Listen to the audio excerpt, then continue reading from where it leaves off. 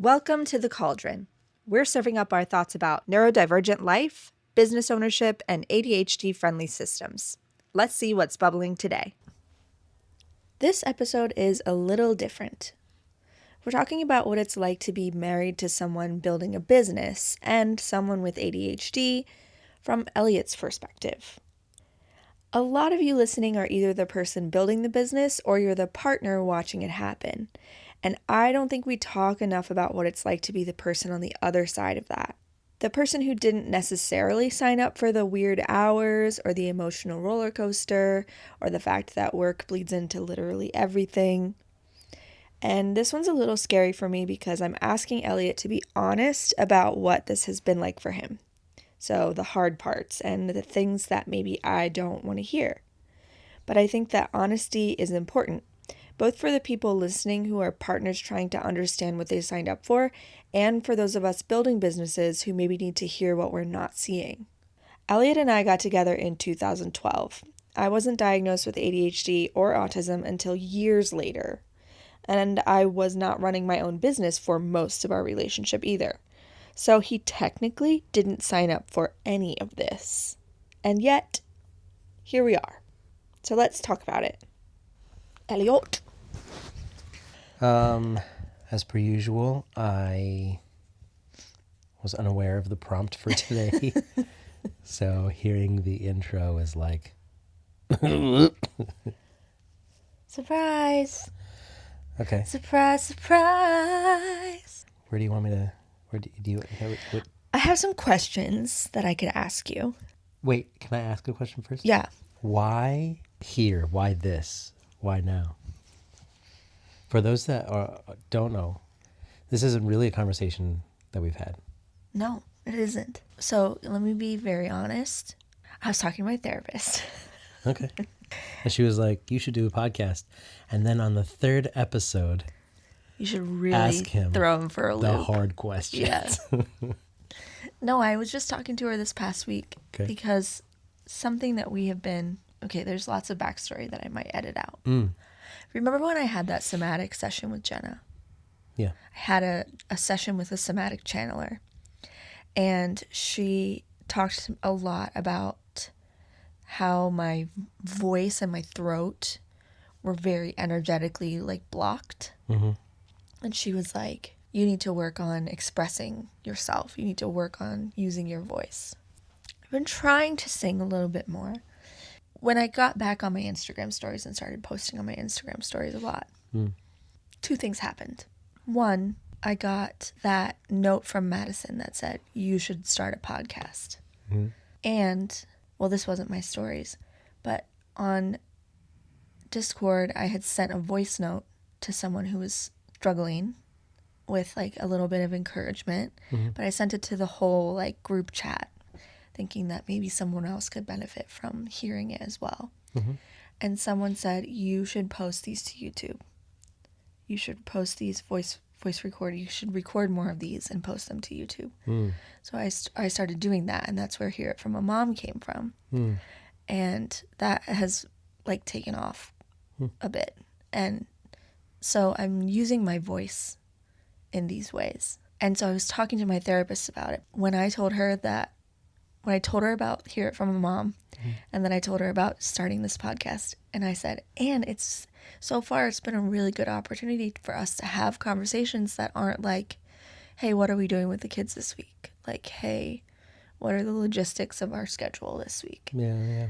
It's been nice to have a designated space to have these conversations that are not a norm, I guess. Because one thing I said to her was when you first start spending time with someone, you stay up until 4 a.m. having conversations, right? Yeah. That's what we did. Yeah. And then life happens and you don't stay up until 4 a.m. having conversations anymore. I don't even know what 4 a.m. looks like anymore. And so it's nice to have the space and the opportunity to have these conversations and to open up things that I'm curious about, to open up things that I think are good and healthy to talk about, but that we don't necessarily have the space or the time for otherwise. Yeah. So this conversation is the way that I found out that I have ADHD. Life has just been nonstop since then. I found out that I had ADHD because I stopped being able to read working on a PhD. And when you are doing that, you cannot afford to not be able to read. And I was like, oh my God, what do I do? And it's just been like, go, go, go, go, go, go, go since then. Trying to figure out what I'm doing, figuring out what's happening, figuring out what's going on. And then we also have kids and had kids at the time. I mean, we had toddlers at the time, and now they are kids. That just sort of like is a snowball that rolls down the hill as your kids get older. It's just like more and more and more and more and more. So I don't think we've ever had the opportunity to sit down and talk about what it has meant for me to be diagnosed with ADHD, for us to come to terms with my ADHD and how it manifests now that I snapped and everything changed. In these moments that you have found out that you were ADHD and that you're on the spectrum somewhere, it's never like occurred to me that you are any different of a person. It's never been like, egad, what am I to do with this information? Oh, who are you? It's been like, oh, That explains a lot. okay. Yeah. Yeah, definitely more of that. I don't know that it necessarily is like, okay, and I have a tool for this. It's more like, oh, okay, I definitely can't do this anymore. Wait, like what? Like when I'm using sarcasm in a way to flirt, and you're not in the headspace for sarcasm filter, and it's just pain. In my head, going through my own thing, I'm going, oh, I can never be sarcastic again, and that's who I am, and this is my personality, and this is how I always flirt with her. And I take a step back and I go, okay, wait, we've turned into a different mode, and I need to change my mode to meet you where you're at, rather than like be like, I can never be this person anymore. I don't know, it's hard to explain, but that's the stuff that I thought about through this learning. Yeah, and that's what it is. Yeah. It's just a learning. It's a learning. And by the way, I don't expect to have a neat conclusion for this episode Okay, cool. because I think we're very much like in it, and this is just going to be us talking about being in it. We'll see what happens. We'll see. Multiple things happen at the same time. My ADHD diagnosis. Me realizing that I was not going to be able to finish the PhD, and then deciding to bow out of the PhD. Starting the business ownership journey. All kind of happened in the same couple of years, 18 months, 2 years. I don't mean like this iteration of my business. I mean like my doula business. Like starting the journey of business ownership began around the same time. We have been in this learning phase of learning about my brain and this learning phase of learning how to be a business person, all sort of at the same time. There's a few different ways we can approach this. What is it like to live with someone with ADHD in the way that it manifests for me? What is it like to live with someone, to be married to someone who is running their own business and doing it from home? How do we ADHD together? Because I think we can pretty safely say that it manifests very differently for each of us. For most things, I think, yeah. On top of which we have neurodivergent children. So that's also another layer. Do any of those call to you? No, I'm here for the ride. You're here for the ride. I'm just here so I don't get fined. Okay, so who was that? Marshawn Lynch. Marshawn Lynch. No, I'm here because I want to be. I am a sound body. I guess, okay. Is there anything that, now that I've been doing this business thing for a couple of years, is there anything that really surprised you? Yeah, there's a few things. The first thing that comes to mind is the journey in finding what you wanted to do through the hobbies and classes and trainings and meetups you sign up for and stuff, it was all like, I mean, in some cases it'd be like, okay, cool, yeah, got it. And in some cases it'd be like, what is this? You're like, oh, it's that thing that because I'm doing this. I'd be like, got it, yes, that's right. You are doing that now. I am a very multi-passionate person. Yeah. And I'm getting better at this. Yeah. But I'm also like, if something isn't working the way I want it to work quickly, I'm like, all right, I guess I better move on to the next thing because I got to make this work. I got to make this work. And something that is finally getting through my thick skull is that you actually have to stick with something. To get good at it? To get good at it. Yeah. And to see the results, the fruit. Yeah. You have to actually stick with something. Yeah. When I tied it to my hobbies. Yes. That was tough. Very. Because that is one of the ways that my ADHD manifests big time. Is like I cycle through hobbies. But your happiness was tied to not only doing the hobby, which was a good thing, but it was how other people saw your hobby and purchased it or not. Yes. I had monetized my hobbies. And that was painful. To my detriment. That was painful. Yeah. But yeah, it was like you see these things come in and be like, we've got glass globes now.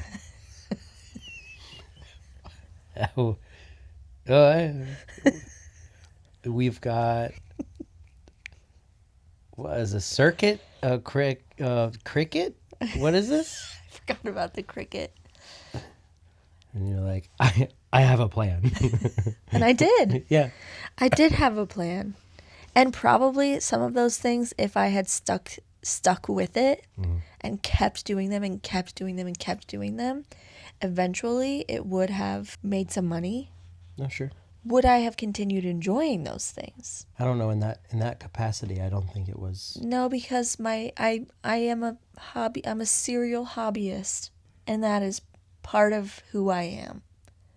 And I can do that on the side for fun and cycle through hobbies, and that's fine. More on that. I think that is also a conversation that's important as far as like, hey, I think I'm done with it. And then like trying to find a transition from all the stuff we still have of that hobby, because when you went into it, it wasn't like half-assed. No, I would throw myself completely into it. If I'm going to do this, I'm going to do it right. Yeah. And this is what the pros get. But there was always a part of me that was like, how can I maybe like when she's sleeping, I just whisper in her ear, 3D printer, 3D printer, 3D printer. You wanted 3D printing to be one of my hobbies? Yeah, because then I'd be like... You could have access to a 3D printer. Yeah. But the other stuff is like, that is not my thing. No. Embroidery, not your It thing. wasn't my thing. I'll do some latch hook rugs. Yeah? Yeah, embroidery just like, my fingers are sausages. You've very large hands. Embroidery is hard. I look at those needles and be like, as soon as I pick it up, I'm going to lose it. I'll be like, oh, where did it go? Still in your hand. Where is it? But yeah, so like the hobbies thing could be tough. But as far as like the business goes, there was, I mean, some frustration in that I felt stuck in what I was doing. And I wholeheartedly wished to and still want to and try my best to. I was going to say a different word, but for some reason, worship came into my mind. Support is the word I was going for. Okay. There we go. Support you. This has got PG-13. Whoops. Anyways, I had to say the word to get the other word out. No, I get it. Support you and seeing you grow and find your passions and attack them. Like that's such a, I love that.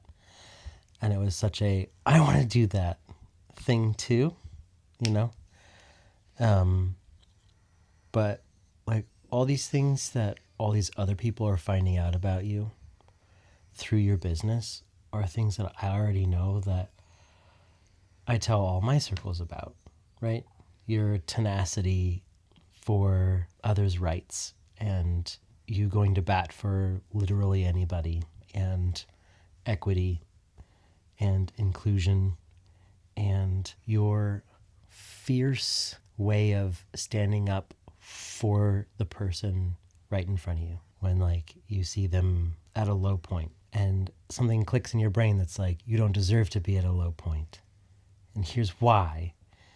And this is why you're better than you think you are right now.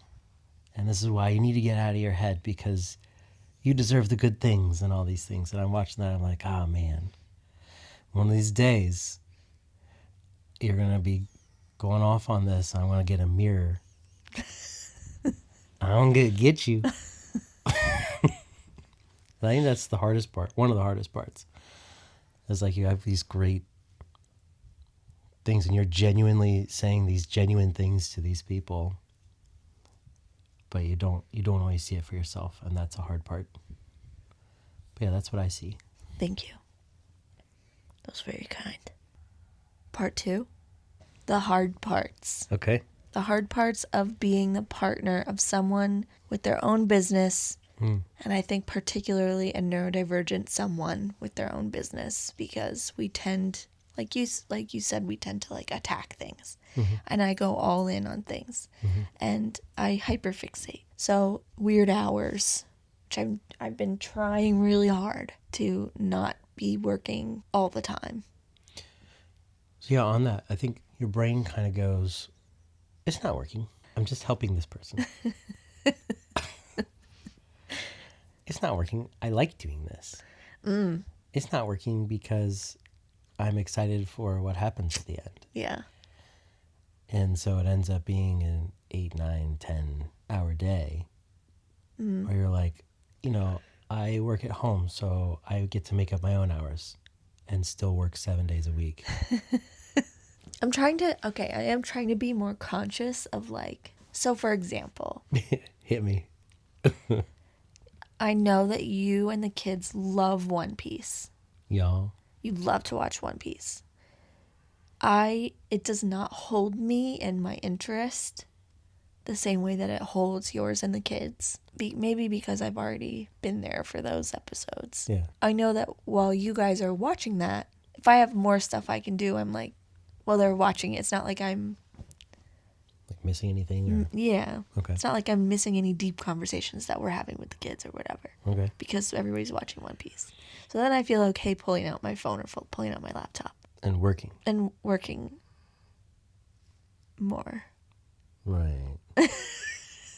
When I said it out loud, it didn't sound as good as it sounded in my head. Uh-huh. Okay. I'll keep working on that. So this is when I would like to mention this, and it's not a shame thing. It's like this actually happened, and it's a hard thing. Is when I like try to bring up, have you tried like clocking your hours? And I recognize you were upset with me bringing it up as like, I don't know. You can speak for yourself on how it felt, because that was something we had to like come back to and talk about. Yeah. And I did not mean it as although I recognize how it can come across that way, and I apologize for like invalidating the hours you were putting in for your own business. That is not the intention. The intention was to say, your time is so valuable, and I wanted to make sure that it was going to the right place. Mm-hmm. And it's valuable for the people you're working for. It's valuable for your clients. It's valuable for me. It's valuable for your kids. And that's where the thought was coming in from, as far as you should be clocking in and clocking out so you can see where it's going and all that stuff. And I don't know. I cannot recall how I said it. Yeah. But I can't either. But I think for me, it was like one of the reasons that I'm doing this is to make it possible for you to do something else. Elliott has the worst job. The literal worst job. I would love nothing more than for you to quit 3 days ago. Yeah. You'd said, I think it was 2 years, 1 or 2 years back now, something like that. That you wanted to be a sugar mama. I want to be a sugar mama so bad. So bad. I want to retire you and have you be a stay-at-home dad so bad. Yeah.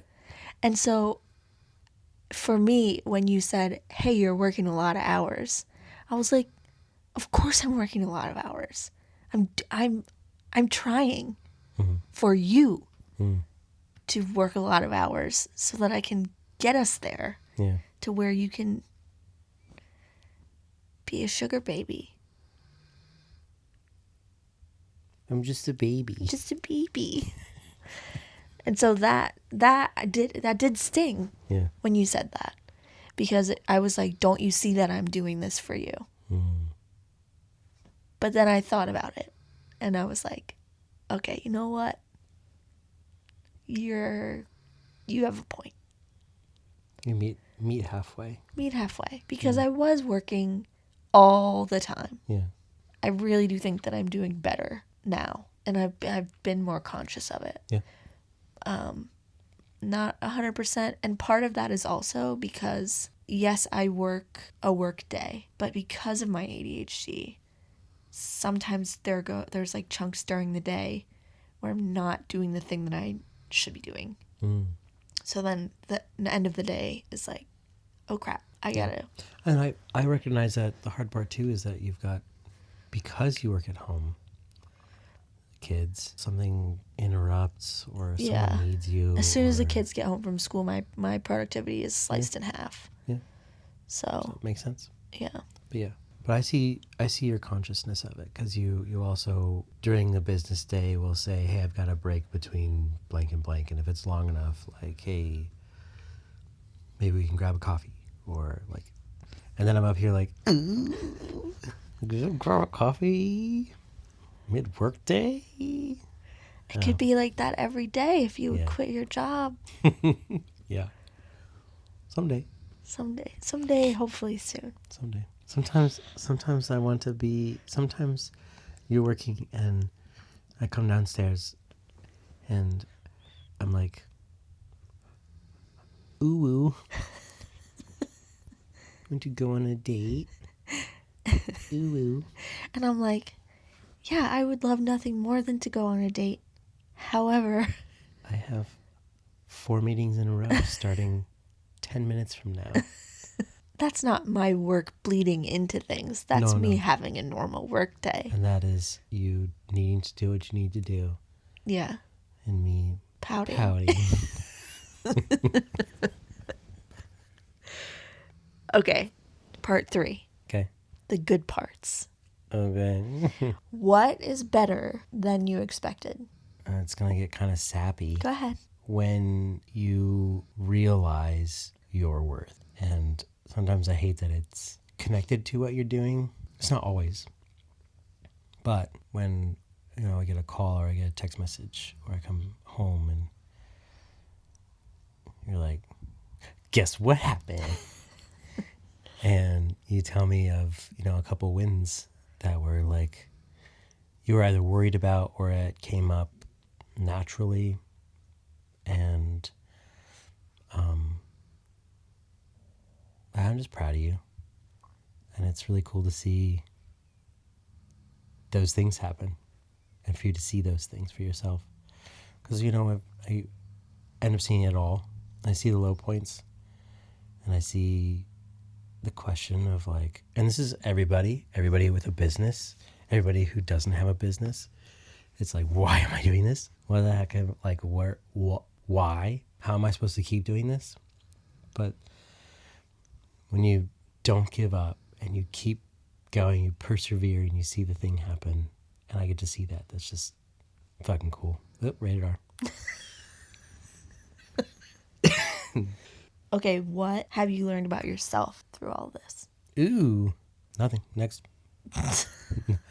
Something not necessarily that I've learned, but that how important it is to listen and ask questions. That's something that you've learned about yourself. But I do that. Yeah. Like I've always been genuinely curious. Yes, you have. I haven't necessarily learned that. I feel like, I don't know. Maybe I've learned how, I've always thought it was important, but maybe I've learned how, this is going to sound like I'm tooting my own horn, but I'm not. No, go ahead. That not everybody does that. No, not everybody does that. And also, okay, let me just affirm that, because something I think a lot of partners of neurodivergent people probably don't do is approach their neurodivergent partner with curiosity, and they don't lean into questions. I think they lean into judgment a lot of the time, and it's important for people to hear.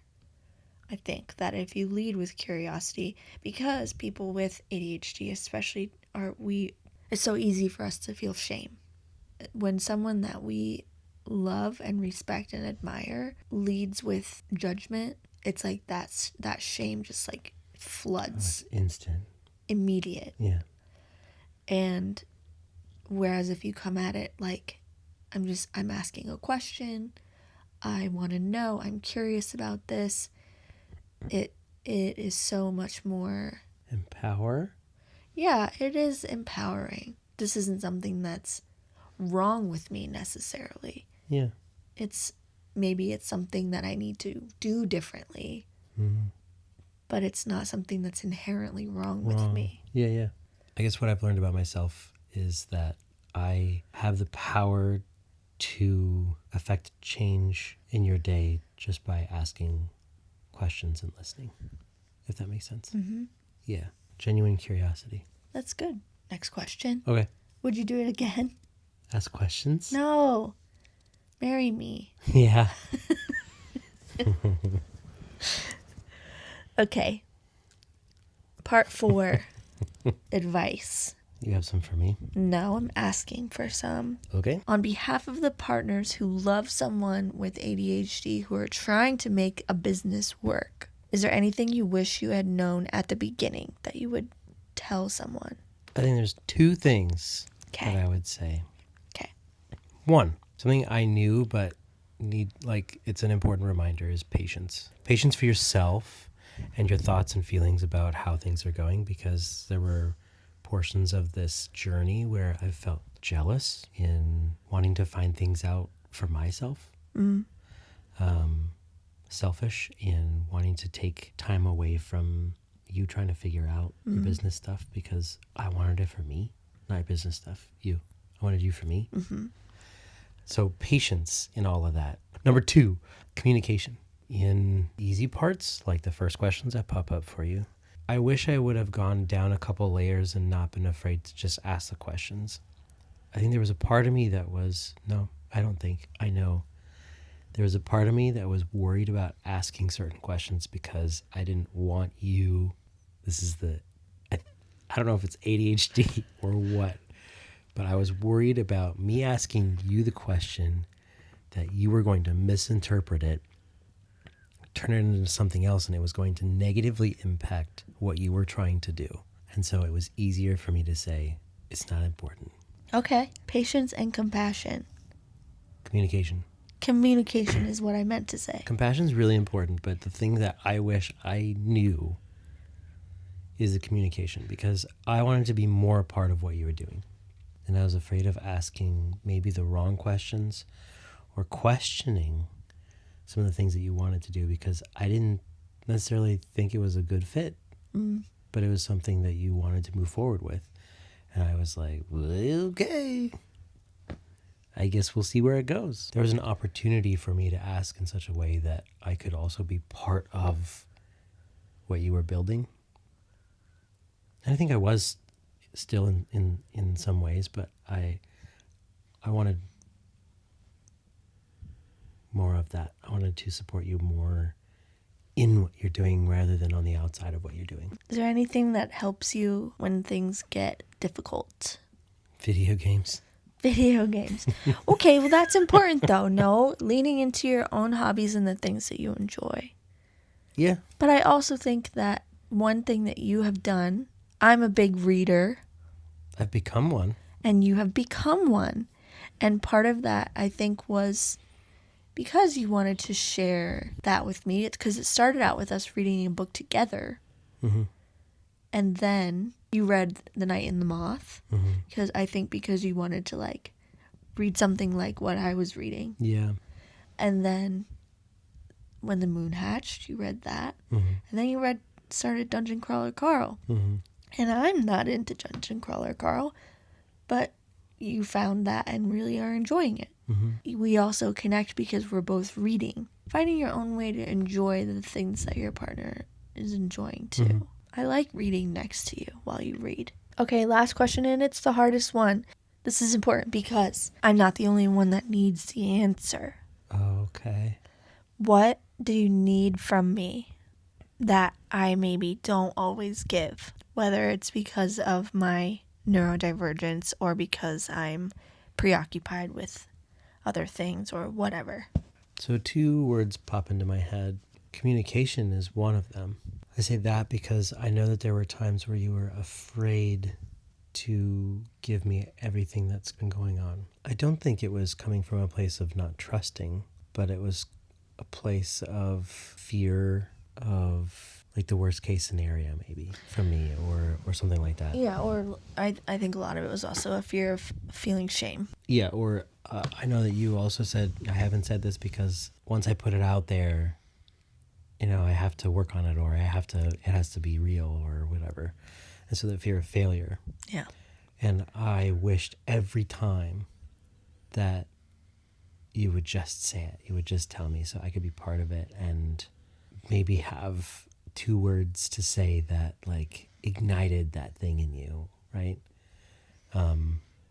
But just the opportunity to be part of everything that's there. And then the other thing, and it's harder, and it could be, again, this could be different for everybody, which is even harder. This comes from a place of understanding that focus works differently for ADHD. Mm-hmm. There's moments where I wish, or I have felt like I want to, I'm just going to get the words out there. Mm-hmm. Am I important enough for things to pause so that I get some attention? Mm. Be it a hug or a kiss or a hello, or, and it doesn't have to be that coffee date that we, joked about before, but or a phone call, where in that moment I'm feeling like things are crashing and I need that help. I understand you're in a space where you're riding the focus wave and I'm asking a lot to ask for your attention in that moment. But for me, that's when it's really important. That's what comes to mind. Those were good answers. Thanks. Thanks for asking them. Thanks for putting me on the spot. Anytime. Just kidding, not anytime. I'm not a big question asker. You're not. This was the most questions you've asked since we played a card game with questions on them. And I did not come up with those questions at all. No. This has been episode 3 of The Cauldron.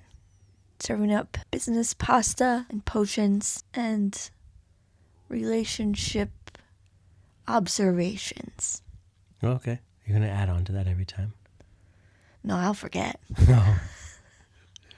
Just have a running list of what's come out of the cauldron. Business pasta, potions. Last week was permission. Business pasta, potions, permission, and relationship Oh. observations. I like the alliteration. Okay. I'll hear you next week. Bye. Bye.